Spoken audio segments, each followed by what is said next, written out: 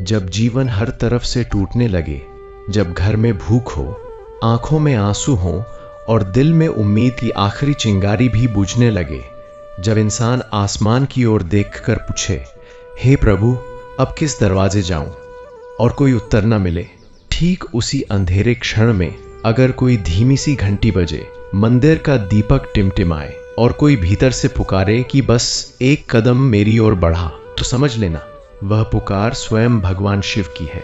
यह कथा उसी एक कदम की है। एक गरीब टूटा हुआ इंसान जिसने हार मानने की बजाय सोमवार को भोलेनाथ का हाथ थाम लिया, और फिर उसकी किस्मत ही नहीं, उसका पूरा जीवन बदल गया। यह केवल कहानी नहीं, विश्वास की वह लौ है जो सबसे गहरे अंधेरे को भी उजाले में बदल सकती है। सोमवार का दिन भगवान शिव को समर्पित माना जाता है। कहा जाता है कि जो भक्त इस दिन सच्चे मन से महादेव का स्मरण करता है, उसके जीवन की बड़ी से बड़ी पीड़ा भी धीरे धीरे समाप्त हो जाती है। यह कथा भी ऐसे ही एक साधारण इंसान की है जिसका जीवन दुखों से भरा था, लेकिन केवल सोमवार के व्रत और भोलेनाथ की भक्ति ने उसकी किस्मत बदल दी। काशी से दूर एक छोटे से गांव शिवपुर में गंगाराम नाम का एक गरीब किसान रहता था। उसका जीवन संघर्षों से घिरा हुआ था। खेत बंजर हो चुके थे, बैल बीमार रहते थे, घर की छत टूटी हुई थी और उसकी पत्नी लंबे समय से अस्वस्थ थी। ऊपर से साहूकार का कर्ज दिन प्रतिदिन बढ़ता जा रहा था। सुबह से शाम तक मेहनत करने के बाद भी उसके घर में 2 वक्त की रोटी मुश्किल से बनती थी। हर दिन वह आसमान की ओर देखकर भगवान से पूछता, हे भोलेनाथ, मैंने ऐसा क्या पाप किया है कि मेरा जीवन इतना कष्टमय है? लेकिन उसे कोई उत्तर नहीं मिलता था। कुछ ही समय बाद गांव में भयंकर सूखा पड़ा। खेतों में दरारें पड़ गईं, बीज सूख गए और अनाज का एक दाना भी न बचा। बच्चे भूख से रोते और पत्नी की आंखों में निराशा झलकती। एक रात तेज आंधी और बारिश में उसकी टूटी छत भी गिर गई। पूरा परिवार भीगता रहा और उसी रात गंगाराम पहली बार फूट फूट कर रोया। उसका विश्वास भी डगमगाने लगा था। उसे लगा शायद भगवान नाम की कोई चीज ही नहीं है। अगली सुबह गांव की एक बुजुर्ग अम्मा उसके पास आई और बोली, बेटा, आज सोमवार है, चलो शिव मंदिर चलते हैं, भोलेनाथ सब सुनते हैं। पहले तो गंगाराम ने मना किया, लेकिन अम्मा की बातों में अजीब सा भरोसा था। वह उनके साथ मंदिर चला गया। मंदिर में घुसते ही घंटियों की ध्वनि, धूप की सुगंध और सन नमः शिवाय का जप सुनकर उसका मन पिघल गया। उसने कांपते हाथों से शिवलिंग पर जल और बेलपत्र चढ़ाया और पहली बार दिल से प्रार्थना की, भोलेनाथ, अब सब कुछ आपके भरोसे है। उसकी आंखों से आंसू बहते रहे, जैसे मन का सारा दर्द निकल रहा हो। उस रात उसे एक अद्भुत स्वप्न आया। उसने देखा कि बर्फ से ढके पर्वत पर भगवान शिव ध्यानमग्न बैठे हैं। जटाओं से गंगा बह रही है, गले में सर्प लिपटा है और उनके चेहरे पर अपार शांति है। तभी एक दिव्य आवाज आई, गंगाराम, विश्वास रख, 7 सोमवार व्रत कर, तेरे सारे कष्ट दूर हो जाएंगे। अचानक उसकी आंख खुली, लेकिन उसके मन में डर नहीं बल्कि अजीब सी शांति थी। सुबह होते ही उसने संकल्प लिया कि अब हर सोमवार व्रत रखेगा और सच्चे मन से महादेव की पूजा करेगा। घर में खाने को कुछ नहीं था, फिर भी उसने उपवास रखा, शिवलिंग पर जल चढ़ाया और सस नमः शिवाय का उस बार जप किया। गांव वाले उसका मजाक उड़ाते रहे कि भगवान रोटी नहीं देंगे, लेकिन गंगाराम का विश्वास अब अटूट हो चुका था। उसे लगने लगा था कि जब इंसान सब कुछ छोड़कर सच्चे मन से भगवान को याद करता है, तब चमत्कार जरूर होता है। यही से उसके जीवन की असली परीक्षा और परिवर्तन की शुरुआत हुई, क्योंकि महादेव अपने भक्त की भक्ति को परखते भी हैं और समय आने पर उसकी झोली खुशियों से भर भी देते हैं। गंगाराम ने दूसरे सोमवार से अपने जीवन की दिशा बदलने का निश्चय कर लिया था। सुबह सूरज उगने से पहले ही वह उठ जाता, पास के कुएं से ठंडा जल भरकर लाता और गांव के पुराने शिव मंदिर की ओर चल पड़ता। रास्ते में ओस से भीगी घास उसके पैरों को छूती तो उसे लगता जैसे प्रकृति भी उसके संकल्प का स्वागत कर रही हो। मंदिर पहुंचकर वह पूरे मन से जलाभिषेक करता, बेलपत्र चढ़ाता और मिट्टी के फर्श पर बैठकर आंखें बंद कर लेता। पहले उसका मन इधर उधर भटकता था, लेकिन अब जप करते करते भीतर एक गहरी शांति उतरने लगी थी। उसे लगने लगा कि उसकी बातें कोई सुन रहा है, कोई अदृश्य शक्ति उसके कंधों का बोझ हल्का कर रही है। घर लौटकर वह दिन भर मेहनत करता, चाहे पेट खाली ही क्यों न हो। उसकी पत्नी भी धीरे धीरे उसके विश्वास को देखकर साहस पाने लगी। दोनों ने तय किया कि चाहे जो हो जाए, सोमवार का व्रत और पूजा नहीं टूटेगी। उसी सप्ताह एक अजीब घटना हुई। कई महीनों से बीमार पड़ा उसका बैल अचानक उठकर खड़ा हो गया और चरने लगा। गंगाराम को यह छोटा सा बदलाव भी किसी संकेत जैसा लगा, मानो महादेव कह रहे हों कि धैर्य रखो, राह खुल रही है। तीसरे सोमवार की सुबह आसमान में बादल छाए हुए थे। गांव के लोग डर रहे थे कि कहीं फिर से आंधी ना आ जाए, पर गंगाराम के मन में अजीब सी स्थिरता थी।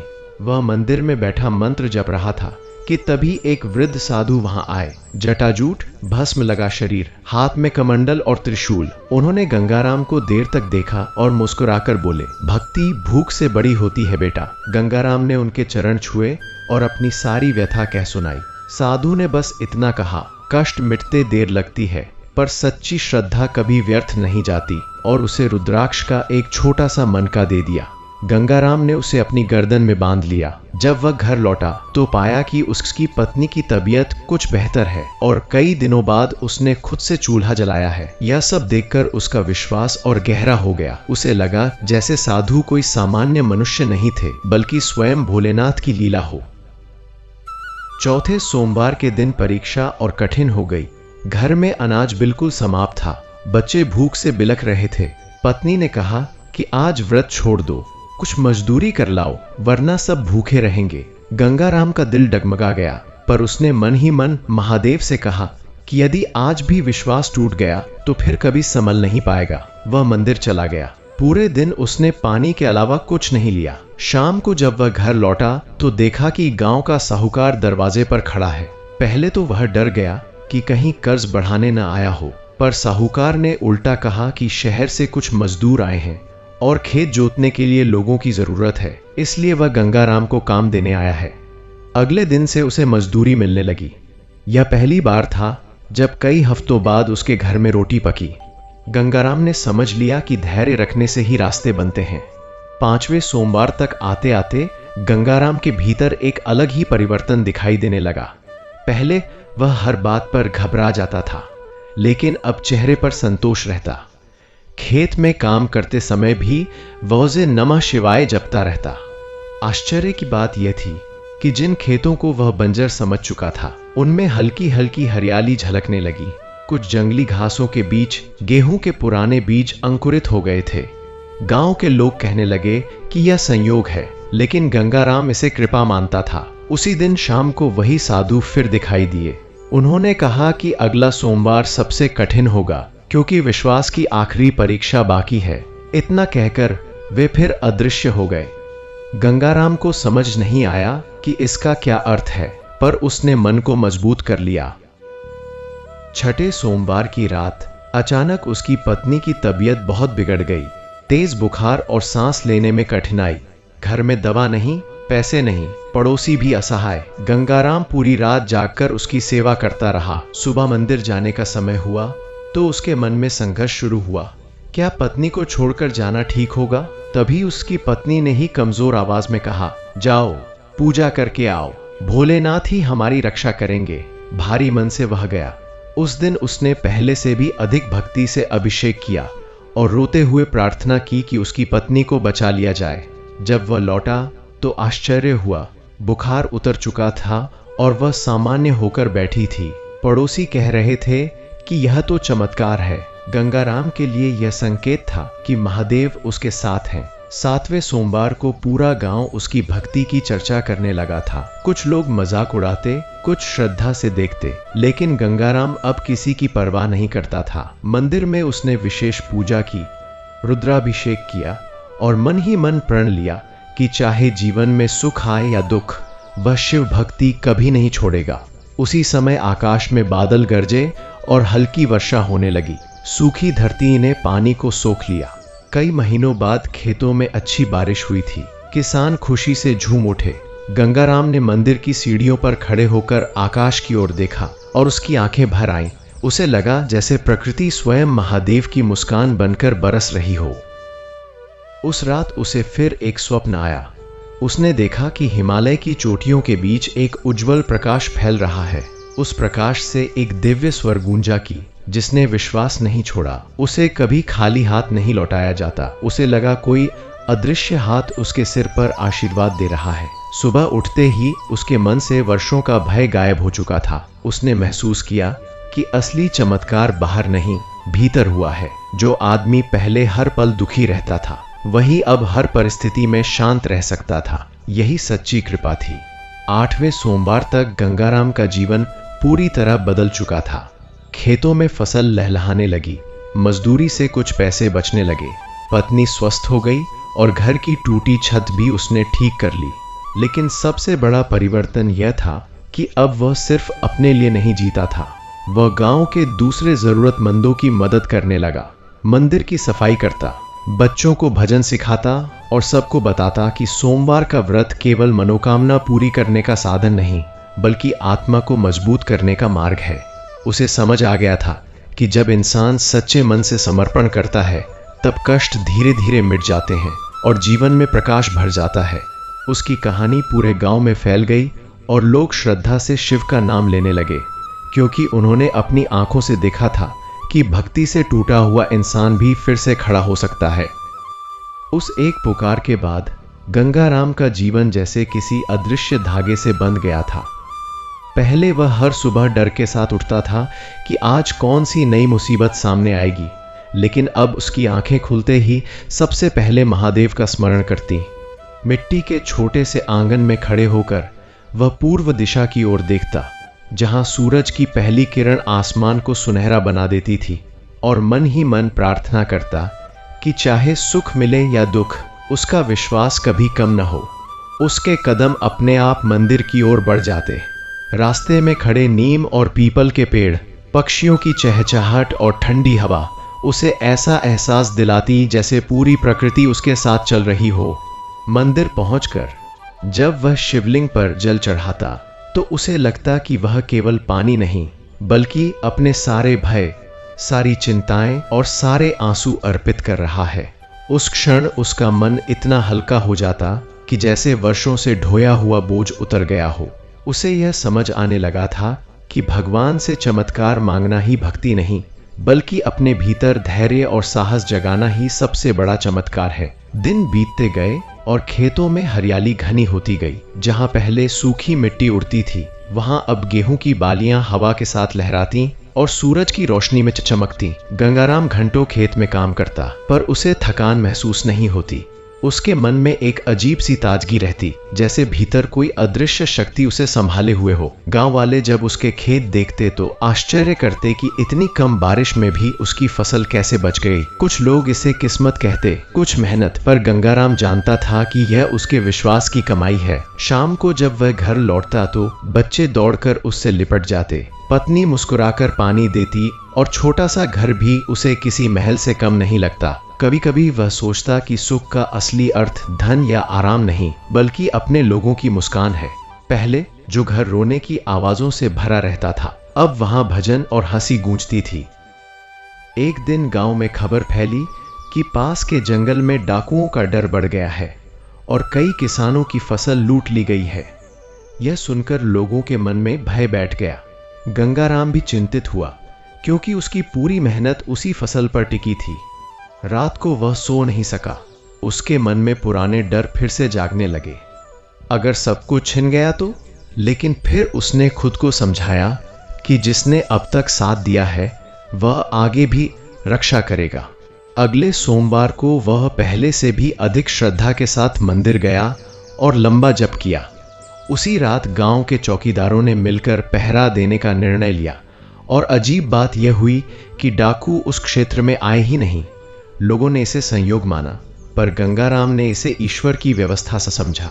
उसे लगा कि जब मन में साहस आ जाता है तो मुश्किलें खुद ही रास्ता बदल लेती हैं। धीरे धीरे उसका नाम गांव में सम्मान से लिया जाने लगा। लोग सलाह लेने उसके पास आते।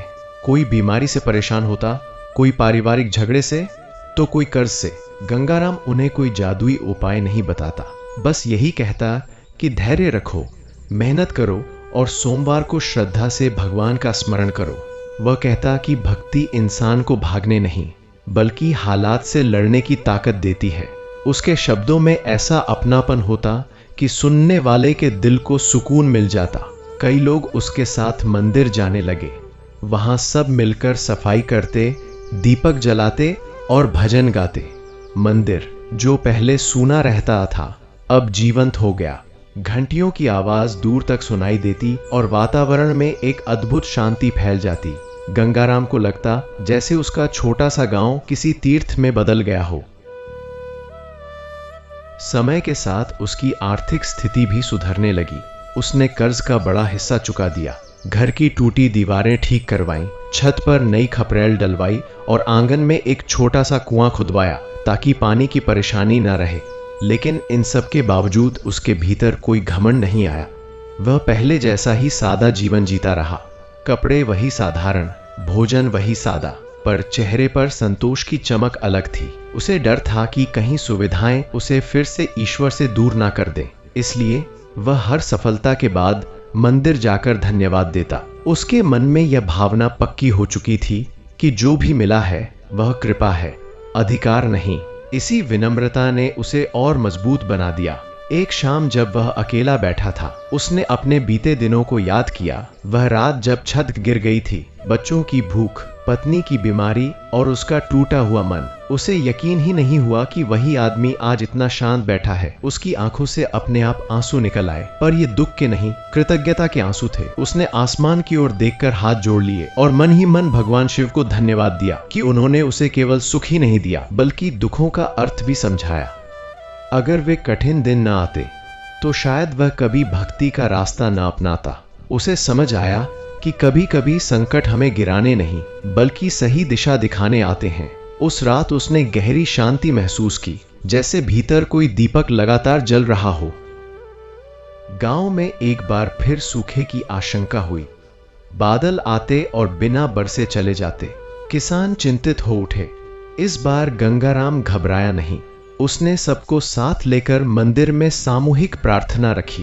पूरे गांव ने मिलकर जलाभिषेक किया, भजन गाए और एक दूसरे का हौसला बढ़ाया। उस सामूहिक विश्वास ने लोगों के दिलों से डर निकाल दिया। कुछ दिनों बाद हल्की बारिश शुरू हुई और धीरे धीरे मौसम सामान्य हो गया। लोगों को एहसास हुआ कि मिलकर प्रार्थना करने में कितनी शक्ति है। गंगाराम को देखकर सब कहते कि उसका विश्वास ही पूरे गांव की ढाल बन गया है। वह यह सुनकर मुस्कुरा देता, क्योंकि वह जानता था कि शक्ति किसी एक में नहीं, सबके संयुक्त मन में होती है। वर्षों गुजर गए और गंगाराम बूढ़ा होने लगा, पर उसकी दिनचर्या नहीं बदली। वह अब भी हर सोमवार मंदिर जाता, लाठी टेकते हुए धीरे धीरे सीढ़ियां चढ़ता और उतनी ही श्रद्धा से जल चढ़ाता जितनी पहले दिन चढ़ाई थी। उसके बाल सफेद हो गए थे, चेहरे पर झुर्रियां आ गई थी, लेकिन आंखों की चमक वैसी ही थी। बच्चे बड़े होकर अपने अपने काम में लग गए, पर सबने अपने पिता से भक्ति और सादगी का पाठ सीखा। जब भी कोई उनसे जीवन का रहस्य पूछता,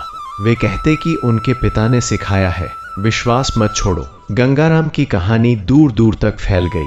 लोग उसे साधारण किसान नहीं बल्कि भक्ति का प्रतीक मानने लगे, और वह हर बार यही कहता कि उसने कुछ खास नहीं किया, बस एक दिन टूटकर भगवान को पुकारा था और उस पुकार ने उसे संभाल लिया।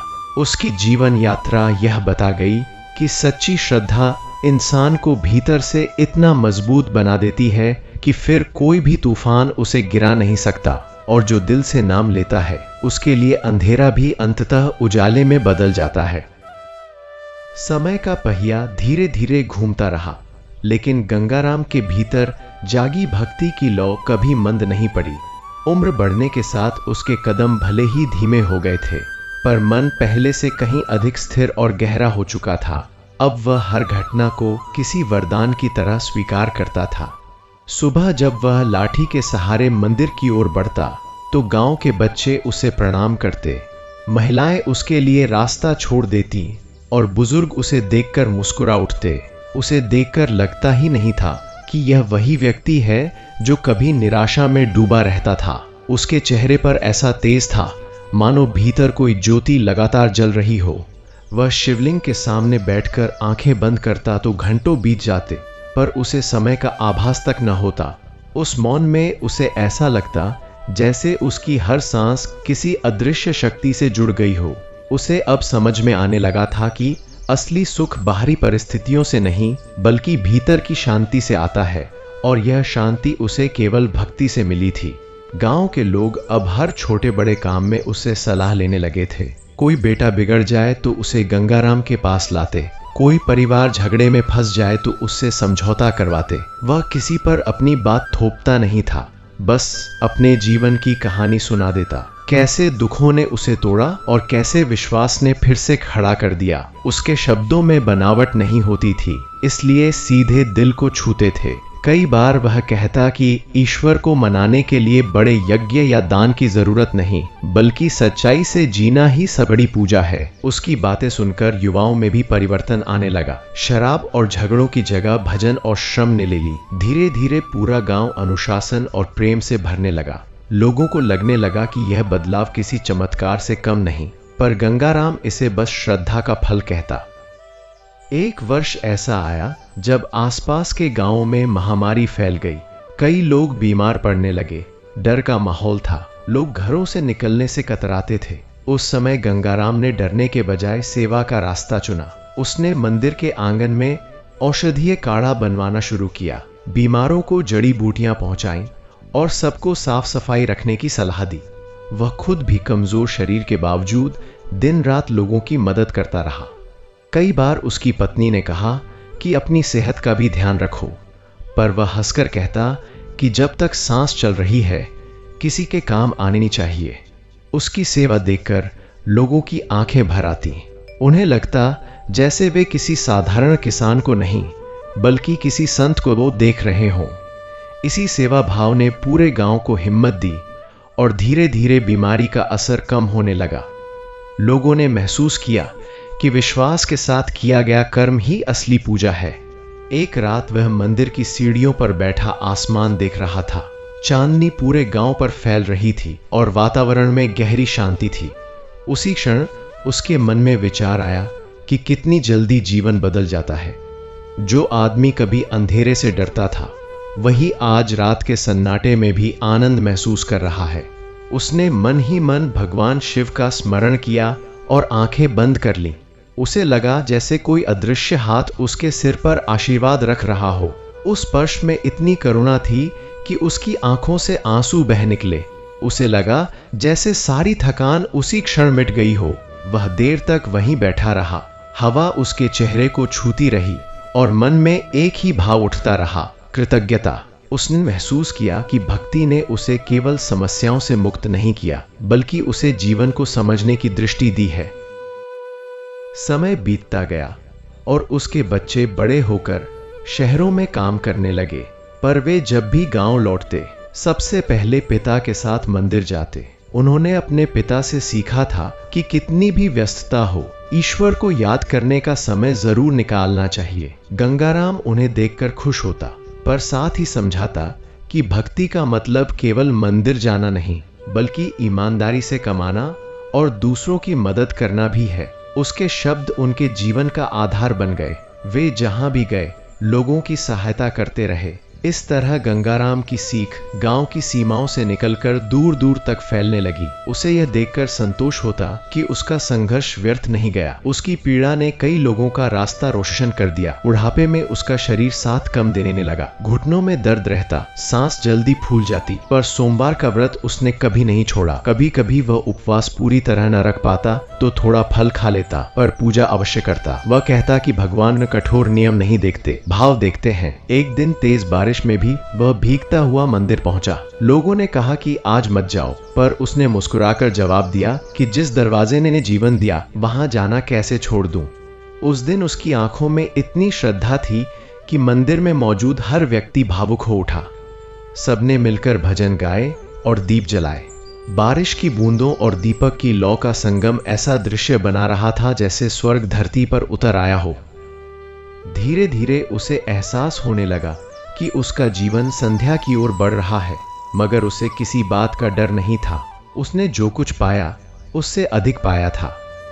एक शाम उसने अपने परिवार और गांव वालों को बुलाकर कहा कि यदि कभी कठिनाई आए तो घबराना मत, बस विश्वास मत छोड़ना।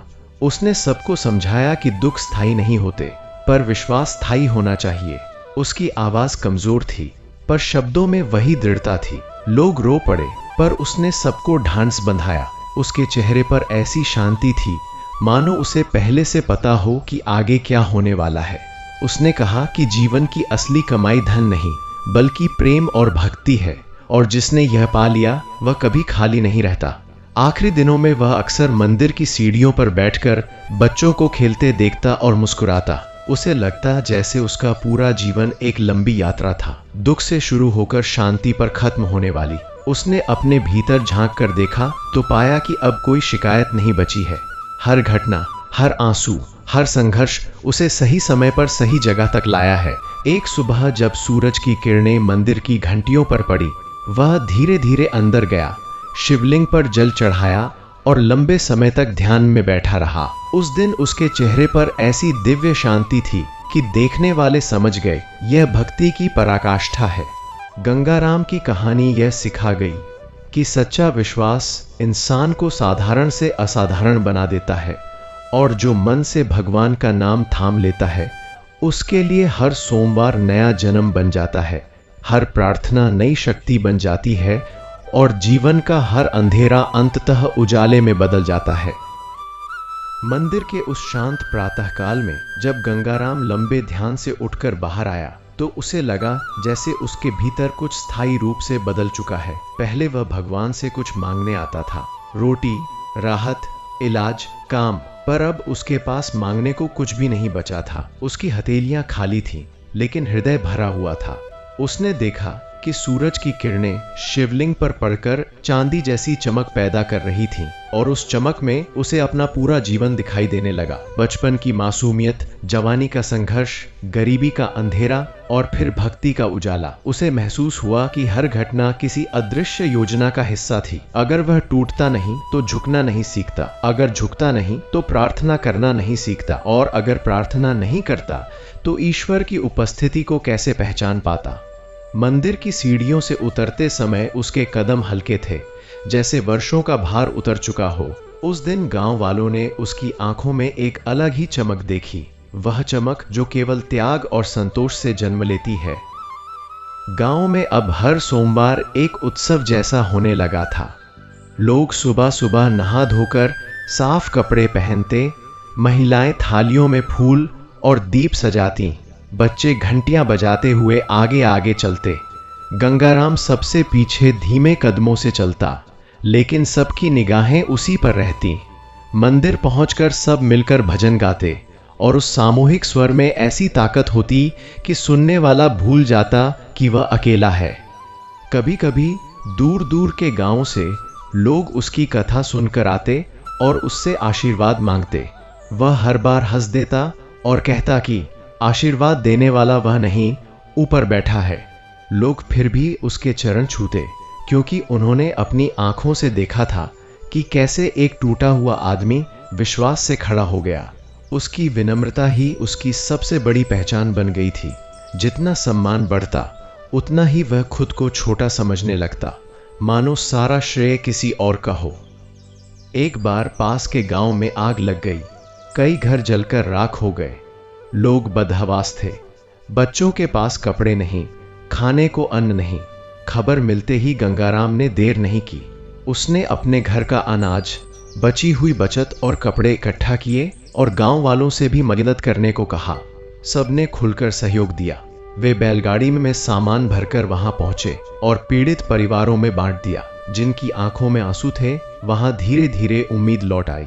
गंगाराम ने देखा कि दुख केवल उसका नहीं था, हर इंसान किसी न किसी रूप में संघर्ष कर रहा है। उस दिन उसने समझा कि भक्ति केवल व्यक्तिगत मुक्ति नहीं, बल्कि दूसरों के आंसू पोंछने की शक्ति भी देती है। जब उसने उन लोगों के चेहरों पर राहत देखी तो उसके भीतर एक गहरा आनंद उमड़ा, जो किसी भी धन दौलत से बड़ा था। रात को जब वह थका हुआ घर लौटा तो आंगन में बैठकर आसमान देखने लगा। असंख्य तारे चमक रहे थे और दूर कहीं कुत्तों के भौंकने की आवाज आ रही थी। उस सन्नाटे में उसने गहरी सांस ली और मन ही मन भगवान शिव का स्मरण किया। उसे लगा जैसे हर तारा किसी आशीर्वाद की तरह टिमटिमा रहा है। उसने सोचा कि जीवन में कितनी बार वह अकेला महसूस करता था, जबकि वास्तव में वह कभी अकेला था ही नहीं। कोई शक्ति हर समय उसके साथ थी, बस वह पहचान नहीं पाता था। आज जब उसने पीछे मुड़कर देखा तो उसे हर कठिन क्षण में वही शक्ति खड़ी दिखाई दी, कभी साधु के रूप में, कभी संयोग के रूप में, कभी अपने ही साहस के रूप में। उसकी आंखों से आंसू बह निकले, पर वे आंसू अब दर्द के नहीं बल्कि गहरे प्रेम के थे। समय ने उसे और भी शांत बना दिया। अब वह कम बोलता, अधिक सुनता। जब कोई अपनी परेशानी कहता तो वह बीच में टोकता नहीं, बस धैर्य से सुनता रहता। फिर धीरे से कहता कि मन को संभालो, बाकी सब संभल जाएगा। उसके शब्दों में ऐसी सरलता थी कि बड़े बड़े तर्कों की जरूरत नहीं पड़ती थी। कई बार लोग कहते कि उसके पास बैठने भर से मन हल्का हो जाता है। शायद उसके भीतर की शांति दूसरों तक पहुंचती थी।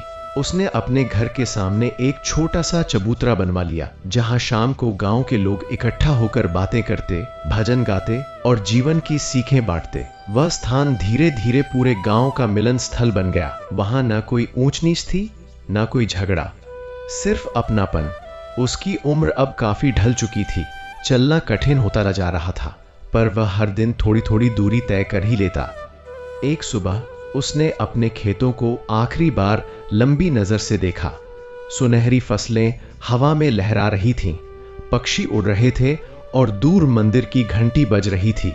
उसे लगा जैसे प्रकृति उसे विदा दे रही हो। उसने मिट्टी को छूकर माथे से लगाया और मन ही मन धन्यवाद दिया कि इसी मिट्टी ने उससे गिराया भी और संभाला भी। वह जानता था कि शरीर नश्वर है, पर जो अनुभव उसने पाया है वह अमर है। उसे अब मृत्यु से भी डर नहीं लगता था, क्योंकि उसके लिए जीवन और मृत्यु दोनों एक ही चक्र के हिस्से बन चुके थे। उस शाम उसने परिवार को पास बुलाया। बच्चों, बहुओं और पोते पोतियों को देखते हुए उसकी आंखें नम हो गईं। उसने कहा कि अगर कभी जीवन में कठिनाई आए तो भागना मत, विश्वास थाम लेना। उसने समझाया कि भगवान कहीं दूर नहीं रहते, वे हमारे साहस, हमारी करुणा और हमारे कर्मों में बसते हैं। उसकी आवाज धीमी थी, लेकिन हर शब्द दिल में उतर रहा था। सबने उसके चरण छुए। वातावरण में अजीब सी पवित्रता थी, जैसे कोई अदृश्य आशीर्वाद चारों ओर फैल गया हो। उस रात सब देर तक उसके पास बैठे रहे, पुरानी बातें करते रहे और हंसते रहे, ताकि वह उदास न हो। गंगाराम सबको देखता रहा और मन ही मन संतोष से भरता गया। कुछ दिनों बाद एक सोमवार की भोर में वह हमेशा की तरह मंदिर गया। उसने जल चढ़ाया, बेलपत्र रखा और आंखें बंद कर लंबे समय तक ध्यान करता रहा। उसके चेहरे पर ऐसी मुस्कान थी जैसी किसी बच्चे के चेहरे पर होती है। मंदिर में उपस्थित लोगों को लगा कि वह गहरी समाधि में है। हवा हल्की चल रही थी, दीपक स्थिर जल रहे थे और घंटियों की धीमी ध्वनि वातावरण में गूंज रही थी। उसी शांति में उसकी सांसें धीरे धीरे शांत हो गई, मानो कोई थका हुआ यात्री लंबी यात्रा के बाद विश्राम कर रहा हो। लोग कहते हैं कि उस क्षण मंदिर के भीतर एक अनोखी सुगंध फैल गई थी और सबके मन में अजीब सी शांति उतर आई थी। गंगाराम चला गया, लेकिन पीछे छोड़ गया विश्वास की वह कथा जो हर सोमवार लोगों को याद दिलाती रही कि सच्ची भक्ति से जीवन बदलता है और जो दिल से पुकारे उसके लिए करुणा का द्वार कभी बंद नहीं होता। गंगाराम के शांत हो जाने के बाद भी गांव में अजीब सी अनुभूति बनी रही, जैसे उसकी उपस्थिति अब भी हवा में घुली हो। मंदिर की सीढ़ियों पर जहां वह रोज बैठा करता था, लोग अनायास ही धीमे कदम रखने लगे। किसी को यकीन नहीं हो रहा था कि जो व्यक्ति इतने वर्षों तक सबका सहारा बना रहा, वह अब देह से दूर हो चुका है। मगर रोने पीटने के बजाय वातावरण में एक गहरी शांति थी, जैसे सब समझ रहे हों कि उसने कोई हानि नहीं बल्कि मुक्ति पाई है। गांव की बुजुर्ग महिलाएं कहती कि वह सीधे शिवधाम गया है, क्योंकि उसके चेहरे पर अंतिम क्षणों में वैसी ही मुस्कान थी जैसी किसी संत के चेहरे पर होती है। बच्चे जो रोज उससे कहानियां सुनते थे, मंदिर की सीढ़ियों पर बैठकर उसकी बातें दोहराते। कैसे वह कहता था कि डर से नहीं, विश्वास से जीना चाहिए। ऐसा लगता था जैसे गंगाराम अब व्यक्ति नहीं रहा, बल्कि एक विचार बन गया है जो हर दिल में धड़क रहा है। अगले सोमवार को पूरा गांव बिना बुलाए ही मंदिर पहुंच गया। कोई आदेश नहीं, कोई घोषणा नहीं, फिर भी सबके कदम खुद ब खुद वहीं चले आए। लोगों ने मिलकर मंदिर की सफाई की, नए फूल सजाए और शिवलिंग पर सामूहिक अभिषेक किया। घंटियों की आवाज पहले से कहीं अधिक गूंज रही थी। कई लोगों की आंखों में आंसू थे, पर उन आंसुओं में शोक से ज्यादा कृतज्ञता थी। सबको याद आ रहा था कि कैसे गंगाराम ने उन्हें कठिन समय में संभाला था। किसी की बेटी की शादी में मदद की थी, किसी के इलाज के लिए पैसे दिए थे, किसी को आत्महत्या से रोका था। उसकी छोटी छोटी दयाएं आज सबके सामने एक बड़ी रोशनी की तरह खड़ी थीं। पूजा के बाद सबने मिलकर प्रण लिया कि अब हर सोमवार वे उसी श्रद्धा से मंदिर आएंगे और किसी भी जरूरतमंद की मदद करेंगे। उस दिन से सोमवार केवल व्रत का दिन नहीं रहा, बल्कि सेवा और प्रेम का पर्व बन गया। धीरे धीरे उसके घर का आंगन भी लोगों के लिए तीर्थ जैसा बन गया। उसकी पत्नी, जो अब सफेद बालों और झुर्रियों के साथ शांत स्वभाव की हो गई थी, दरवाजे पर दीपक जलाकर बैठती और आने वालों को पानी पिलाती। लोग उससे गंगाराम की बातें सुनते और भावुक हो जाते। वह कहती कि उसने कभी अपने लिए कुछ नहीं मांगा, हमेशा दूसरों के लिए प्रार्थना की। उसकी संतानें भी पिता की राह पर चलने लगी। उन्होंने तय किया कि खेत का कुछ हिस्सा गरीबों के लिए अनाज उगाने में लगाया जाएगा। हर फसल का एक भाग मंदिर और जरूरतमंदों को दिया जाने लगा। गंगाराम की शिक्षा अब केवल स्मृति नहीं रही, बल्कि जीवन का नियम बन गई थी। गांव में कोई भूखा नहीं सोता, कोई अकेला नहीं रोता, सब एक दूसरे का हाथ थामे रहते। कई महीनों बाद एक यात्री साधु गांव में आया। उसने मंदिर में रात बिताई और सुबह लोगों से पूछा कि यहाँ इतनी भक्ति और एकता कैसे है। तब गांव वालों ने उसे गंगाराम की कहानी सुनाई। साधु देर तक चुप रहा, फिर बोला कि सच्चे भक्त का यही प्रभाव होता है, वह स्वयं चला जाता है पर अपने पीछे जागृति छोड़ जाता है। उसने शिवलिंग के सामने बैठकर मंत्र जपा और कहा कि यहाँ की भूमि पवित्र है, क्योंकि यहाँ किसी ने अपने स्वार्थ से ऊपर उठकर जीवन जिया है। यह सुनकर लोगों की आंखें भर आईं। उन्हें लगा जैसे गंगाराम का जीवन सचमुच सफल हो गया। उस दिन मंदिर में ऐसी शांति थी कि लगता था हर सांस मंत्र बन गई हो। रात को जब चांद निकला, गंगाराम का छोटा पोता आंगन में बैठा दादी से पूछने लगा कि बाबा अब कहाँ हैं? दादी ने आसमान की ओर इशारा करते हुए कहा कि जो लोग सच्चे मन से भक्ति करते हैं वे कहीं जाते नहीं, बस हर जगह फैल जाते हैं। बच्चे ने मासूमियत से पूछा कि क्या बाबा अब भी हमें देख रहे होंगे? दादी ने मुस्कुराकर कहा कि जब भी तुम अच्छा काम करोगे, किसी की मदद करोगे, समझ लेने ना, बाबा खुश होकर तुम्हें आशीर्वाद दे रहे हैं। बच्चे ने उसी समय तय कर लिया कि वह भी बड़ा होकर लोगों की मदद करेगा। इस तरह गंगाराम की कहानी अगली पीढ़ी के दिलों में बीज की तरह बो दी गई।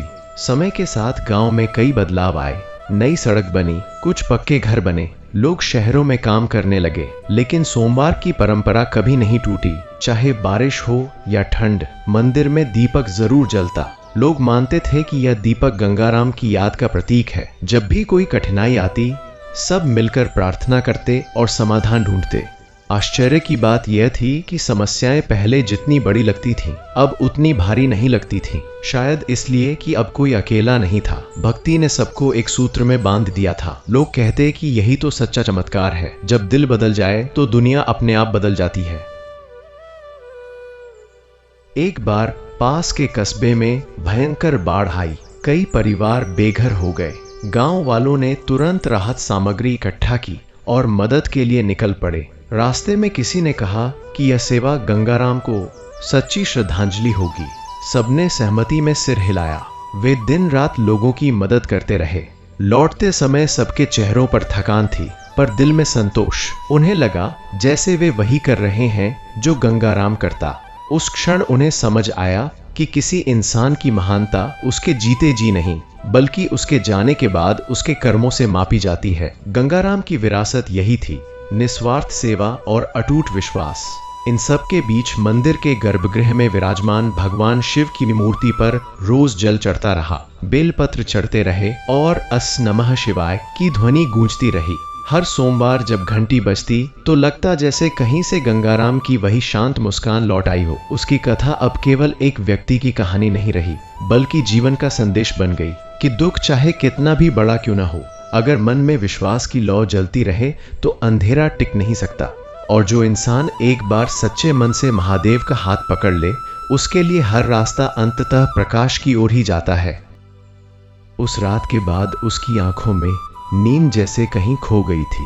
कच्ची दीवारों वाले उस छोटे से घर में लेटे लेटे वह छत की दरारों से झांकते आकाश को देखता और सोचता कि आखिर उसकी मेहनत में कमी कहाँ रह गई।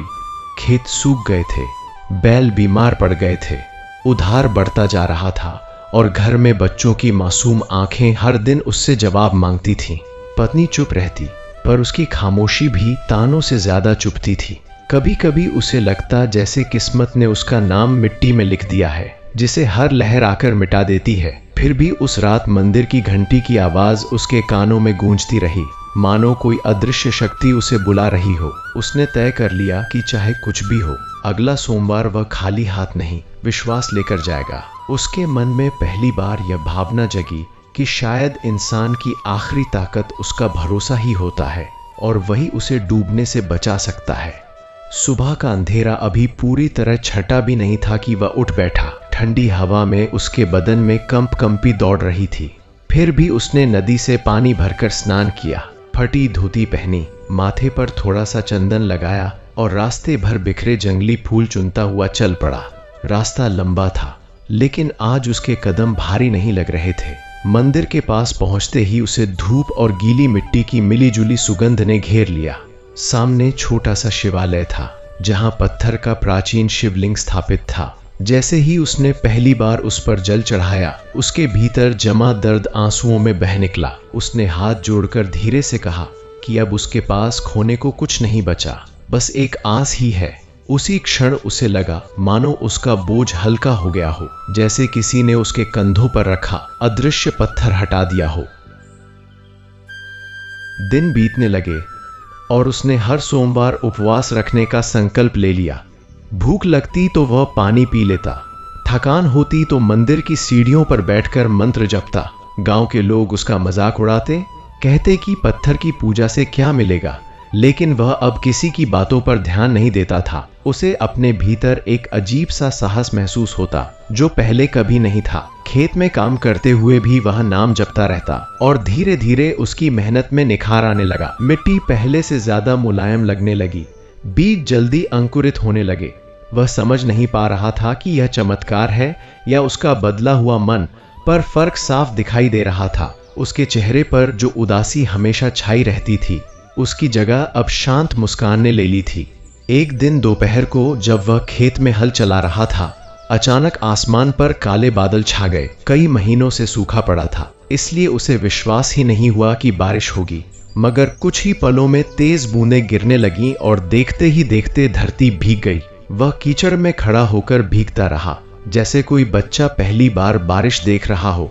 उसकी आंखों से आंसू और बारिश का पानी एक साथ बह रहे थे। उसे लगा जैसे स्वयं भगवान शिव ने उसकी पुकार सुन ली हो। उस दिन गांव के बुजुर्ग भी हैरान थे, क्योंकि बारिश सिर्फ उसके खेतों के आसपास ज्यादा हुई थी। लोग इसे संयोग कह रहे थे, लेकिन उसके दिल में यह विश्वास जड़ पकड़ चुका था कि जब इंसान सच्चे मन से पुकारता है तो ऊपर वाला जरूर सुनता है। बरसात के बाद फसल ऐसी लहलहाई कि दूर दूर तक हरियाली छा गई। पहले जहां सूखी दरारें थीं, अब वहां जीवन मुस्कुरा रहा था। उसने मेहनत दोगुनी कर दी और घर की हालत भी सुधरने लगी। बच्चों के लिए नए कपड़े आए, रसोई में अनाज भर गया और पत्नी की आंखों में पहली बार संतोष दिखाई दिया। लेकिन सबसे बड़ा परिवर्तन उसके स्वभाव में आया। अब वह सिर्फ अपने लिए नहीं सोचता था। गांव में किसी को जरूरत होती तो सबसे पहले वही मदद के लिए आगे बढ़ता। उसे लगता कि जो कृपा उसे मिली है वह बांटने से ही बढ़ेगी।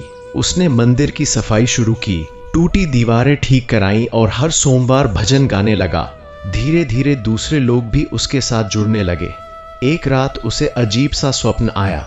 उसने देखा कि वह घने जंगल में भटक रहा है और चारों ओर अंधेरा है। तभी दूर एक प्रकाश दिखाई देता है और उस प्रकाश से डमरू की ध्वनि सुनाई देती है। वह आवाज उसे अपनी ओर खींचती है। जब वह पास पहुंचता है तो एक दिव्य आकृति मुस्कुराते हुए उसे आशीर्वाद देती है और कहती है कि डर छोड़ दो, तुम्हारा रास्ता अब साफ है। नींद खुली तो उसका दिल तेजी से धड़क रहा था, पर भीतर गहरी शांति थी। उसने समझ लिया कि यह सपना नहीं, संदेश है कि उसे कभी अहंकार नहीं करना चाहिए और सदा सेवा में लगे रहना चाहिए। उस दिन से उसने अपने जीवन को पूरी तरह भक्ति और कर्म के संतुलन में ढाल दिया। समय बीतता गया और उसकी कहानी पूरे इलाके में फैल गई। लोग दूर दूर से आकर उससे पूछते कि उसने ऐसा क्या किया जिससे किस्मत बदल गई। वह बस मुस्कुरा देता और कहता कि उसने कोई जादू नहीं किया, केवल भरोसा किया और मेहनत छोड़ी नहीं।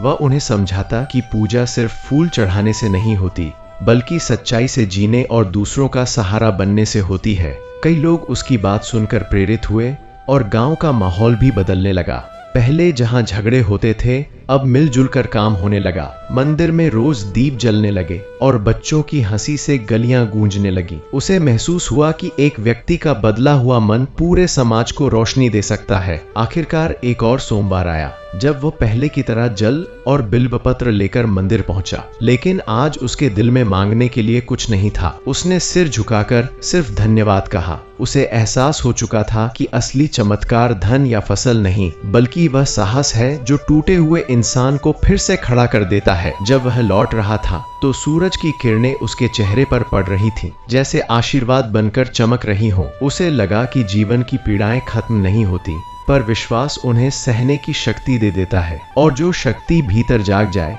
उसे कोई विपत्ति हरा नहीं सकती। उसी शक्ति के सहारे उसने नया जीवन शुरू किया, जहां हर सोमवार उसके लिए केवल एक दिन नहीं, बल्कि उम्मीद का उत्सव बन गया।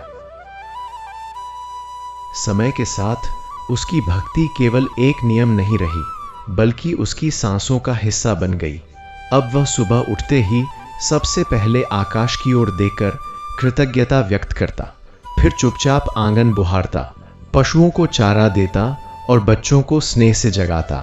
पहले जो घर तंगहाली और चिंता से भरा रहता था, वहीं अब सादगी भरी खुशहाली बसने लगी थी। मिट्टी के चूल्हे पर जब रोटी सिकती तो उसकी खुशबू में संतोष घुला होता। पत्नी के चेहरे पर थकान की जगह विश्वास आ गया था और बच्चे पिता के पास बैठकर कहानियां सुनते।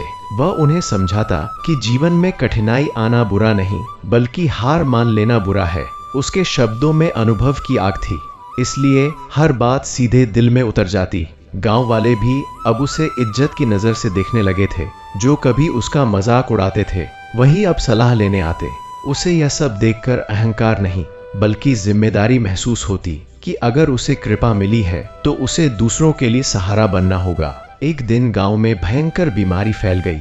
कई घरों में लोग बुखार से तपने लगे, खेतों का काम रुक गया और चारों तरफ डर का माहौल छा गया। लोग एक दूसरे के घर जाने से भी घबराने लगे। उस समय उसने अपने डर को किनारे रखा और बीमारों की सेवा में लग गया। वह जड़ी बूटियां लाता, काढ़ा बनाता, रात भर जाग कर देखभाल करता। मंदिर से लाया हुआ गंगा जल सबको पिलाता और हिम्मत बंधाता कि सब ठीक होगा। कुछ लोग कहते कि यह जोखिम है, पर उसने कहा कि अगर इंसान इंसान के काम ना आए तो भक्ति किस काम की। धीरे धीरे कई लोग ठीक होने लगे और गांव का भय कम हुआ। तब सबने माना कि उसकी सेवा में सच्चा धर्म छिपा है। उसने महसूस किया कि पूजा केवल अपने दुख दूर करने का साधन नहीं, बल्कि दूसरों का दर्द बांटने का मार्ग भी है।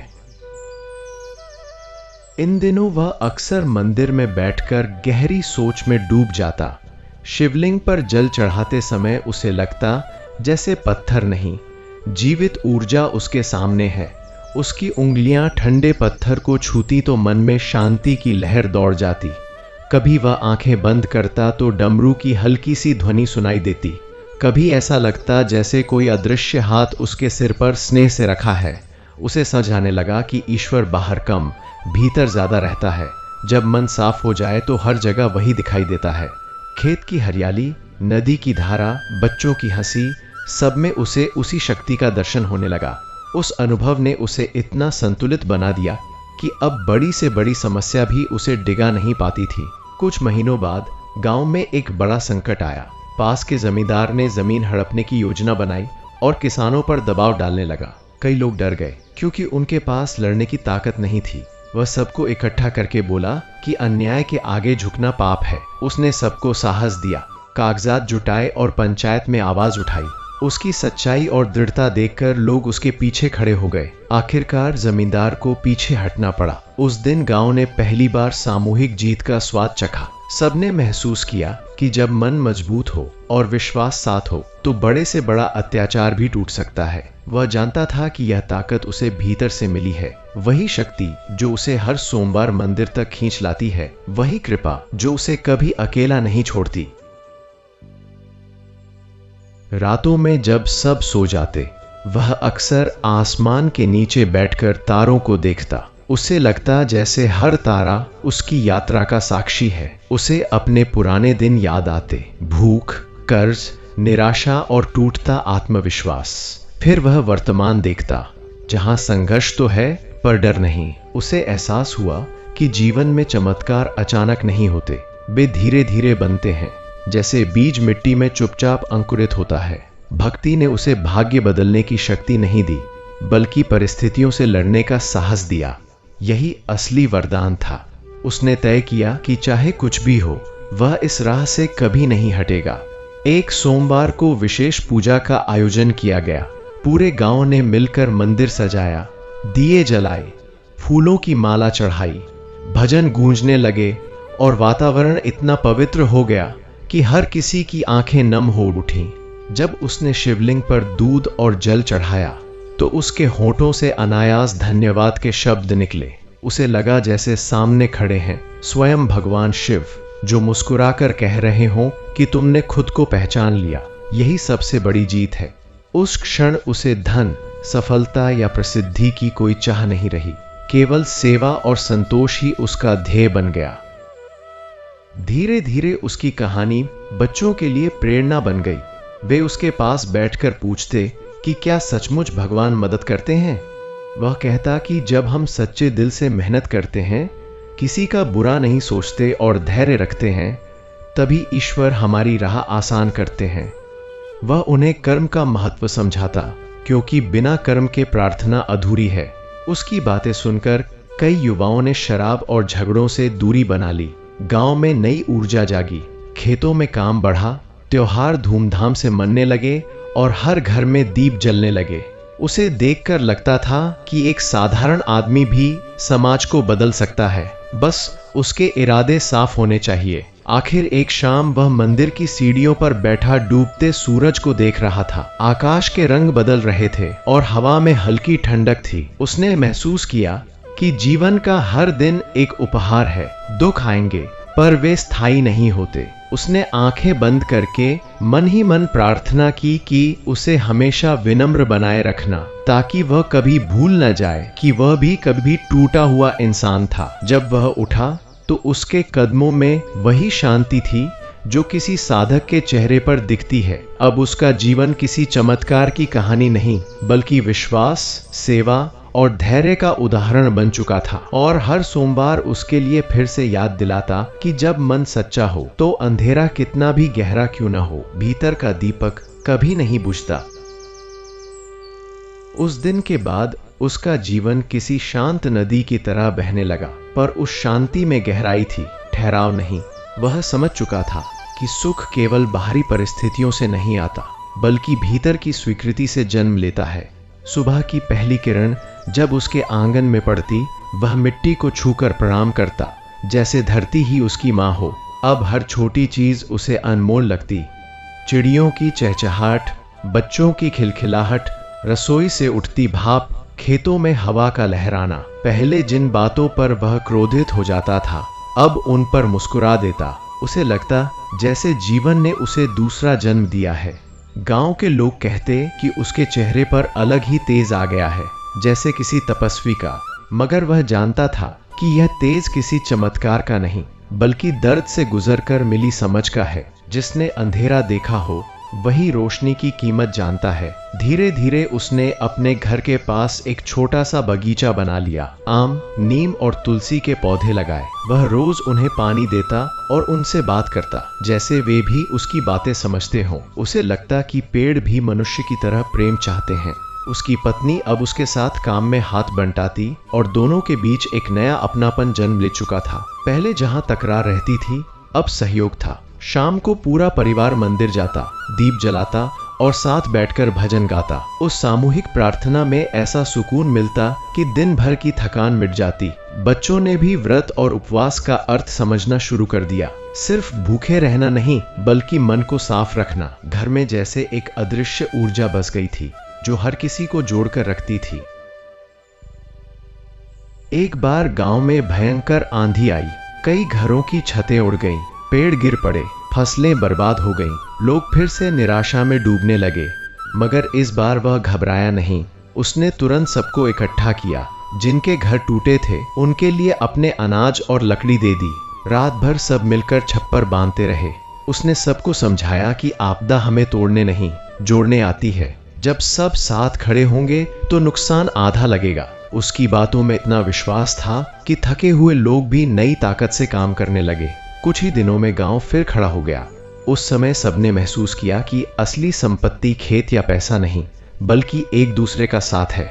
उसकी अगुवाई में गांव पहले से ज्यादा मजबूत बन गया। समय बीतने के साथ लोग उसे गुरु जैसा मानने लगे। कोई पारिवारिक समस्या लेकर आता, कोई कर्ज की चिंता, कोई बीमारी का दुख। वह सबकी बातें धैर्य से सुनता और सरल शब्दों में सलाह देता। वह कहता कि हर समस्या का हल बाहर नहीं, भीतर ढूंढो। जब मन डर से मुक्त होगा तो रास्ते खुद खुलेंगे। वह किसी को भी चमत्कार का भरोसा नहीं दिलाता था, बल्कि कर्म और संयम का महत्व समझाता था। उसकी सादगी ही उसकी सबसे बड़ी ताकत थी। उसने कभी खुद को बड़ा नहीं समझा, इसलिए लोग उससे खुलकर बात कर पाते थे। उसकी झोपड़ी अब किसी दरबार की तरह हो गई थी, जहां दुखी लोग आते और हल्का मन लेकर लौटते। एक सोमवार की रात उसे फिर वही दिव्य स्वप्न आया। उसने देखा कि विशाल पर्वतों के बीच वह अकेला खड़ा है। चारों ओर बर्फ जमी है, पर उसे ठंड नहीं लग रही। सामने उज्जवल प्रकाश फैला है और उस प्रकाश के बीच डमरू की गूंज है। वह धीरे धीरे आगे बढ़ता है और उस तेज में उसे करुणा से भरी दृष्टि दिखाई देती है। वह समझ जाता है कि यह कृपा का संकेत है। तभी उसके कानों में शब्द गूंजते हैं कि जो स्वयं को दूसरों के लिए समर्पित कर दे, वही सच्चा भक्त है। नींद खुलते ही उसका हृदय कृतज्ञता से भर गया। उसने हाथ जोड़कर मन ही मन भगवान शिव का स्मरण किया और प्रण लिया कि जीवन की आखिरी सांस तक सेवा करता रहेगा। इसके बाद उसने मंदिर के पास एक छोटा सा कुआं खुदवाने का निश्चय किया, ताकि राहगीरों और गांव वालों को पानी मिल सके। सबने मिलकर श्रमदान किया। कई दिन की मेहनत के बाद जब पानी निकला तो बच्चों ने खुशी से तालियां बजाईं। उस साफ पानी में उसे अपने संघर्षों की परछाई दिखी। गहराई में छिपा जीवन जो धैर्य से ही मिलता है। उसने महसूस किया कि जैसे जमीन के नीचे पानी था, वैसे ही हर इंसान के भीतर शक्ति छिपी होती है। बस उसे खोजने की जरूरत है। उस कुएं का पानी पीकर लोग उसे आशीर्वाद देते, पर वह मुस्कुराकर कहता कि यह सब मिलकर किया गया काम है, किसी एक का नहीं। गांव में त्योहार आया तो उसने सोचा कि इस बार उत्सव कुछ अलग होगा। उसने अनाथ बच्चों और विधवाओं को पहले भोजन कराया, फिर पूरे गांव ने मिलकर प्रसाद बांटा। ढोलक और मंजीरे बजे, भजन गूंजे और देर रात तक दीपक जलते रहे। उस रात उसे लगा जैसे धरती पर ही स्वर्ग उतर आया हो। वह एक कोने में बैठा सबको खुश देखकर संतोष से भर गया। उसे समझ आया कि असली पूजा यही है, जब किसी की आंख में आंसू न हो और सबके चेहरे पर मुस्कान हो। उस क्षण उसे अपने पुराने दुख याद आए और उसने मन ही मन धन्यवाद दिया कि उन्हीं दुखों ने उसे यह रास्ता दिखाया। अब उसकी उम्र ढलने लगी थी, बाल सफेद हो गए थे, पर चाल में अभी भी दृढ़ता थी। लोग कहते थे कि उसने जीवन का रहस्य पा लिया है। वह बस इतना कहता कि रहस्य कुछ नहीं, बस विश्वास और कर्म का मेल है। जब इंसान हर परिस्थिति को प्रसाद समझकर स्वीकार कर लेता है, तब शिकायतें खत्म हो जाती हैं। एक शाम वह मंदिर की सीढ़ियों पर बैठा डूबते सूरज को देख रहा था। आकाश सुनहरा था और हवा में घंटियों की मधुर ध्वनि तैर रही थी। उसने आंखें बंद की और भीतर गहरी शांति महसूस की। उसे लगा कि अब उसे किसी चीज की चाह नहीं रही। उसका मन पूर्ण था, जैसे लंबी यात्रा के बाद यात्री घर लौट आया हो। उसी संतोष के साथ उसने जीवन को गले लगाया और हर आने वाले सोमवार को धन्यवाद का पर्व मानकर जीता रहा, ताकि उसकी सांसों में हमेशा वही भक्ति, वही करुणा और वही प्रकाश बना रहे। समय की धारा चुपचाप बहती रही और उसके जीवन में एक ऐसा संतुलन आ गया जिसे शब्दों में बांधना कठिन था। अब उसके दिन भागदौड़ या चिंता में नहीं, बल्कि लय में बीतते थे, जैसे कोई भजन धीरे धीरे गाया जा रहा हो।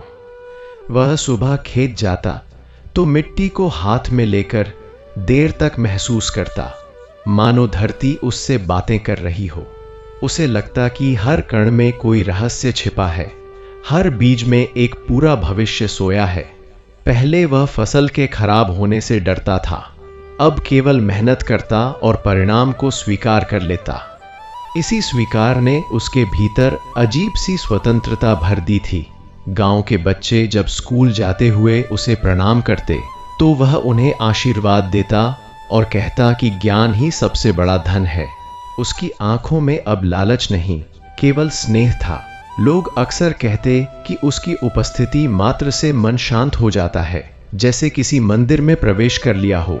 एक दिन दोपहर में जब धूप तेज थी और खेतों में हवा भी थमसी गई थी, वह पेड़ की छांव में बैठा पुरानी बातों को याद कर रहा था। उसे अपने वे दिन याद आए जब पेट भर खाना भी नसीब नहीं होता था, जब बच्चों की फीस देने के लिए उसे उधार मांगना पड़ता था। वह सोचने लगा कि अगर उस समय उसने हार मान ली होती तो शायद आज यह सब न होता। उसे महसूस हुआ कि जीवन में सबसे बड़ा शत्रु परिस्थिति नहीं, बल्कि मन की कमजोरी है। अगर मन टूट जाए तो सब खत्म, और अगर मन खड़ा रहे तो रास्ते खुद बनते जाते हैं। उसने तय किया कि वह गांव के युवाओं को यही बात सिखाएगा। उसने शाम को चौपाल में बैठकर सबको बुलाया और अपनी कहानी सुनाई, बिना बढ़ा चढ़ाकर, बिना चमत्कार गढ़े, सिर्फ सच्चाई के साथ। उसकी सादगी ने सबके दिल को छू लिया। धीरे धीरे उसने बच्चों को पढ़ाने का काम भी शुरू कर दिया। मंदिर के आंगन में मिट्टी पर अक्षर लिखकर वह उन्हें पढ़ना लिखना सिखाता। कभी कभी पुरानी कथाएं सुनाता जिनमें धर्म, साहस और करुणा का संदेश होता। बच्चे मंत्रमुग्ध होकर सुनते।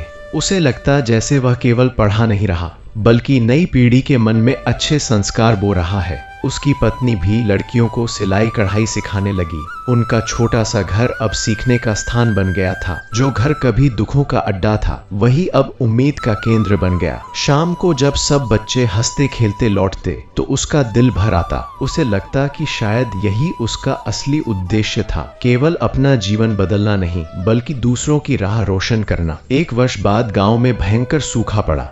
बादल आते पर बरसते नहीं। तालाब सूखने लगे, कुएं का पानी नीचे चला गया। लोगों के चेहरों पर फिर चिंता की लकीरें उभर आईं। कई परिवार गांव छोड़ने की सोचने लगे। उसने सबको रोकते हुए कहा कि घबराने से कुछ नहीं होगा। उसने श्रमदान से तालाब गहरा करने का सुझाव दिया। सबने मिलकर दिन रात मेहनत की, मिट्टी निकाली, पत्थर जमाए। उसने खुद सबसे ज्यादा काम किया ताकि लोग हिम्मत न हारे। कुछ दिनों बाद अचानक तेज बारिश हुई और तालाब लबालब भर गया। लोगों की आंखों में खुशी के आंसू आ गए। सबने महसूस किया कि अगर वे इंतजार करते रहते तो कुछ न होता, पर मेहनत ने चमत्कार कर दिया। उस दिन गांव वालों ने एक स्वर में ईश्वर का धन्यवाद किया और उसके प्रति भी कृतज्ञता जताई। पर उसने कहा कि यह सबकी एकता की जीत है। उसकी भक्ति अब और गहरी हो चुकी थी। सोमवार को वह पहले से ज्यादा समय मंदिर में बिताता। जब वह शिवलिंग पर जल चढ़ाता तो उसके मन में कोई मांग नहीं रहती, केवल कृतज्ञता रहती। उसे लगता कि सामने खड़े हैं स्वयं भगवान शिव, जो बिना शब्दों के उसे समझ रहे हैं। कभी वह देर तक ध्यान में बैठा रहता और समय का पता ही नहीं चलता। उसके भीतर एक ऐसी शांति उतर आई थी जिसे पाने के लिए लोग सालों तपस्या करते हैं। उसे अब समझ आ गया था कि सच्ची पूजा बाहरी आडंबर में नहीं, बल्कि मन की निर्मलता में है। जब तक मन साफ न हो तब तक कोई भी अनुष्ठान अधूरा है। एक शाम एक अनजान यात्री गांव में आया। वह बहुत थका और निराश था। उसने बताया कि व्यापार में सब कुछ खो दिया है और अब जीने का अर्थ समझ नहीं आ रहा। उसे देखकर उसे अपने पुराने दिन याद आ गए। उसने यात्री को अपने घर में ठहराया, भोजन कराया और पूरी रात उससे बातें करता रहा। उसने उसे समझाया कि हानि अंत नहीं, नया आरंभ है। अगले दिन उसने उसे कुछ पैसे और रास्ता बताया ताकि वह फिर से काम शुरू कर सके। जाते समय यात्री की आंखों में कृतज्ञता थी। उस क्षण उसे एहसास हुआ कि ईश्वर शायद इसी तरह हमारी परीक्षा लेते हैं, किसी जरूरतमंद के रूप में हमारे सामने आकर। समय के साथ उसकी उम्र और बढ़ी, शरीर थोड़ा झुक गया, पर मन पहले से ज्यादा मजबूत था। अब वह तेज काम नहीं कर पाता था, फिर भी रोज मंदिर जरूर जाता। रास्ते में बच्चे उसका हाथ पकड़ लेते, कोई उसके लिए पानी लाता, कोई आसन बिछा देता। गांव के लोग उसे परिवार के बुजुर्ग की तरह मानने लगे थे। जब भी कोई बड़ा फैसला लेना होता, सब उसकी सलाह लेते। वह हमेशा कहता कि जो फैसला सबके भले के लिए हो वही सही है। उसकी बातें अब अनुभव की धरोहर बन चुकी थीं। उसे देखकर लगता था कि सादगी ही सबसे बड़ा वैभव है। एक रात पूर्णिमा थी, चांदनी पूरे गांव में फैली थी। वह मंदिर की सीढ़ियों पर बैठा आसमान देख रहा था। हवा में धूप और फूलों की हल्की सुगंध थी। उसने आंखें बंद की और अपने पूरे जीवन को एक फिल्म की तरह गुजरते देखा। दुख, संघर्ष, आंसू, भक्ति, सेवा और संतोष। उसके होठों पर मुस्कान आ गई। उसने मन ही मन कहा कि जो मिला वही पर्याप्त है। अब कोई शिकायत नहीं, कोई डर नहीं। उसे लगा कि उसका हृदय इतना हल्का हो गया है जैसे किसी ने सारा बोझ उतार लिया हो। उस शांत क्षण में उसे एहसास हुआ कि सच्ची मुक्ति कहीं दूर नहीं बल्कि इसी कृतज्ञता में छिपी है। और उसी संतोष के साथ उसने जीवन की अगली सुबह का स्वागत किया, यह जानते हुए कि जब तक सांस है तब तक सेवा और विश्वास की यह ज्योति जलती रहेगी। समय ने अपनी रफ्तार कभी धीमी नहीं की, पर उसके भीतर अब किसी तरह की हड़बड़ाहट नहीं बची थी। हर सुबह उसके लिए नई शुरुआत जैसी होती, जैसे बीता हुआ दिन केवल सीख देकर चला गया हो। वह जब अपनी लाठी के सहारे खेतों की मेड़ पर चलता तो दूर तक फैली हरियाली देखकर उसकी आंखें खुद ब खुद नम हो जाती। यही खेत कभी उसके दुख के गवाह थे, यही जमीन उसकी हार का प्रतीक लगती थी, और आज वही धरती उसके जीवन की सबसे बड़ी पूंजी बन चुकी थी। उसे महसूस होता कि इंसान जब टूटकर भी उठ खड़ा होता है तभी उसे असली ताकत मिलती है। अब वह फसल को देखकर केवल लाभ हानि नहीं सोचता था बल्कि प्रकृति का आभार मानता था। हवा चलती तो वह आंखें बंद करके उस स्पर्श को महसूस करता, जैसे ईश्वर का हाथ उसके सिर पर फिर रहा हो। उसकी चाल धीमी थी, पर मन पहले से कहीं अधिक स्थिर और उज्जवल था। गांव के लोग अब उसे केवल किसान नहीं बल्कि मार्गदर्शक मानने लगे थे। कोई शादी ब्याह हो, कोई विवाद हो या कोई बीमारी, सबसे पहले उसी को बुलाया जाता। वह कभी बड़े शब्दों में ज्ञान नहीं देता था, बस सरल बातें कहता। सत्य बोलो, मेहनत करो और किसी का बुरा मत चाहो। उसकी सादगी ही उसकी सबसे बड़ी पहचान बन गई थी। बच्चे उसे दादा कहकर घेर लेते और उसकी पुरानी बातें सुनते। वह उन्हें बताता कि कैसे एक समय ऐसा भी था जब उसके पास 2 वक्त की रोटी नहीं थी, पर उसने उम्मीद नहीं छोड़ी। वह चाहता था कि नई पीढ़ी डरकर जीना न सीखे। उसने कई युवाओं को गलत रास्तों से हटाया, उन्हें काम सिखाया, आत्मसम्मान का महत्व समझाया। धीरे धीरे गांव में झगड़े कम हो गए, लोग एक दूसरे का सहारा बनने लगे। उसे देखकर लगता था कि एक इंसान की जागी हुई चेतना पूरे समाज की दिशा बदल सकती है। उसकी भक्ति अब और भी सूक्ष्म हो गई थी। पहले वह मनोकामनाएं लेकर मंदिर जाता था, अब केवल धन्यवाद लेकर जाता था। सोमवार को वह बहुत सुबह उठता, नदी से जल लाता और शांत भाव से शिवलिंग पर चढ़ाता। जब उसकी हथेलियां उस पवित्र पत्थर को छूती तो उसके भीतर ऐसी तरंग उठती जिसे शब्दों में कहना मुश्किल था। उसे लगता कि उसके सारे दुख उसी स्पर्श में पिघल गए हैं। वह लंबे समय तक ध्यान में बैठा रहता और मन में केवल एक ही भाव रहता, समर्पण। उसे विश्वास था कि जो कुछ भी मिला है वही पर्याप्त है। सामने विराजमान भगवान शिव की छवि उसके लिए किसी कल्पना से अधिक वास्तविक थी। वह उन्हें पिता, मित्र और रक्षक तीनों रूपों में महसूस करता था। एक वर्ष गांव में भयंकर आग लग गई। एक झोपड़ी से उठी चिंगारी ने कई घरों को अपनी चपेट में ले लिया। लोग घबराकर इधर उधर भागने लगे। उसने बिना देर किए पानी की बाल्टियां उठाईं, लोगों को संगठित किया और आग बुझाने में जुट गया। धुएं से उसकी आंखें लाल हो गई, सांस फूलने लगी, पर वह रुका नहीं। कई घंटों की मेहनत के बाद आग पर काबू पाया गया। कुछ घर जले पर पूरा गांव बच गया। जिनका सब कुछ जल गया था उनके लिए उसने अपने अनाज का भंडार खोल दिया। गांव वालों ने मिलकर नए घर बनाए। उस घटना ने सबको फिर याद दिलाया कि संकट में एकता ही सबसे बड़ा सहारा है। उसे लगा जैसे हर परीक्षा उसे और मजबूत बना रही है और हर बार वह पहले से ज्यादा निडर होकर उभरता है। समय की मार से उसका शरीर अब कमजोर होने लगा था। घुटनों में दर्द रहता, सांस जल्दी फूलती, पर उसके चेहरे की मुस्कान कभी कम नहीं हुई। वह कहता कि शरीर तो मिट्टी है, एक दिन मिट्टी में मिल जाएगा, पर कर्म और प्रेम ही अमर रहते हैं। अब वह ज्यादा काम नहीं कर पाता था, इसलिए बच्चों को किस्से सुनाता, भजन सिखाता और मंदिर की देखभाल करता। कभी कभी वह अकेला बैठकर अपने जीवन की यात्रा को याद करता और हैरान होता कि कैसे एक टूटा हुआ इंसान इतना संतुलित बन गया। उसे लगता कि यह सब उसकी नहीं, उस कृपा की कहानी है जिसने उसे हर मोड़ पर संभाला। उसकी आंखों में अब डर नहीं, केवल गहरा विश्वास था। एक रात उसे लगा जैसे जीवन की शाम सचमुच करीब आ रही है। आसमान में तारे बहुत साफ दिखाई दे रहे थे। वह मंदिर की सीढ़ियों पर बैठा देर तक उन्हें देखता रहा। हवा में ठंडक थी और दूर कहीं से घंटियों की आवाज आ रही थी। उसने मन ही मन अपने परिवार, गांव और उस अदृश्य शक्ति को धन्यवाद दिया जिसने उसे कभी अकेला नहीं छोड़ा। उसके भीतर कोई अधूरापन नहीं था। उसे लगा कि उसने जो करना था कर लिया, जितना पाया उससे कहीं ज्यादा बांट दिया। यही संतोष उसकी सबसे बड़ी संपत्ति थी। उस रात उसने लंबा ध्यान किया और भीतर ऐसी शांति महसूस की जैसी पहले कभी नहीं हुई थी। अगली सुबह उसने बच्चों और गांव वालों को बुलाकर कहा कि जीवन का अर्थ केवल अपने लिए जीना नहीं, बल्कि दूसरों के लिए जीना है। उसने सबको प्रेम से रहने, सत्य पर चलने और हर सोमवार भक्ति का दीप जलाने की सलाह दी। उसकी आवाज धीमी थी, पर शब्दों में गजब की ताकत थी। सबकी आंखें नम हो गईं। उसने कहा कि अगर कभी अंधेरा लगे तो डरना मत, क्योंकि ईश्वर हमेशा साथ होते हैं, बस विश्वास मत खोना। यह कहकर उसने हाथ जोड़कर मंदिर की ओर देखा, जैसे किसी अपने से विदा ले रहा हो। उस दिन सांझ ढली तो पूरा आकाश सुनहरे रंग से भर गया।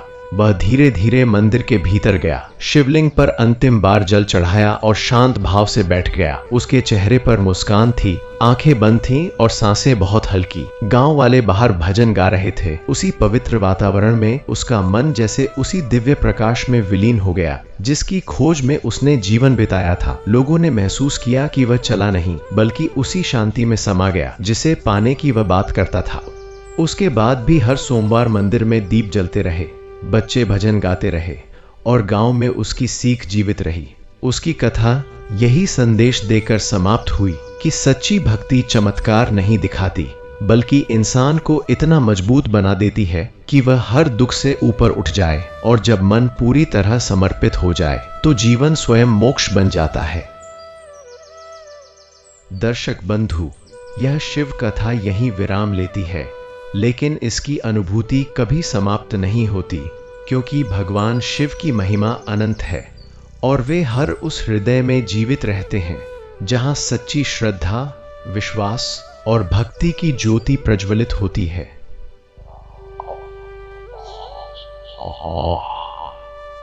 आज की कथा हमें यह सिखाती है कि जब जीवन में अंधेरा छा जाता है, जब रास्ते बंद दिखाई देते हैं और जब मन भय से भर जाता है, तब महादेव ही वह अदृश्य शक्ति बनकर हमारे साथ खड़े होते हैं। जो हमें भीतर से मजबूत बनाती है। वे केवल हमारे दुख दूर नहीं करते, बल्कि हमें इतना साहसी बना देते हैं कि हम हर कठिनाई का सामना मुस्कुराकर कर सकें। उनकी कृपा हमें यह समझाती है कि सच्ची भक्ति केवल पूजा पाठ तक सीमित नहीं, बल्कि हमारे कर्म, हमारी करुणा और हमारी सच्चाई में दिखाई देती है। जब हम किसी जरूरतमंद की सहायता करते हैं, जब हम धर्म और सत्य का साथ देते हैं, तभी हम वास्तव में शिव के मार्ग पर चलते हैं। यदि इस कथा को सुनकर आपके मन में भी शिव नाम के प्रति प्रेम और श्रद्धा बढ़ी हो, यदि आपके हृदय को शांति और साहस मिला हो, तो इस दिव्य संदेश को औरों तक पहुंचाना भी आपका कर्तव्य है। इस वीडियो को लाइक करें, चैनल सनातनी ज्ञान को सब्सक्राइब करें और बेल आइकन अवश्य दबाएं, ताकि ऐसी ही पौराणिक कथाएं और आध्यात्मिक ज्ञान आप तक लगातार पहुंचता रहे। ज्ञान बांटने से बढ़ता है और भक्ति सुनने से गहरी होती है। हम फिर मिलेंगे एक नई कथा, नई सीख और महादेव की एक और दिव्य लीला के साथ। तब तक महादेव आपके जीवन से हर भय, दुख और बाधा को दूर करें। आपके घर परिवार में सुख, शांति और समृद्धि का वास हो और आपके मन में सदा स नमः शिवाय की पावन ध्वनि गूंजती रहे। हर हर महादेव।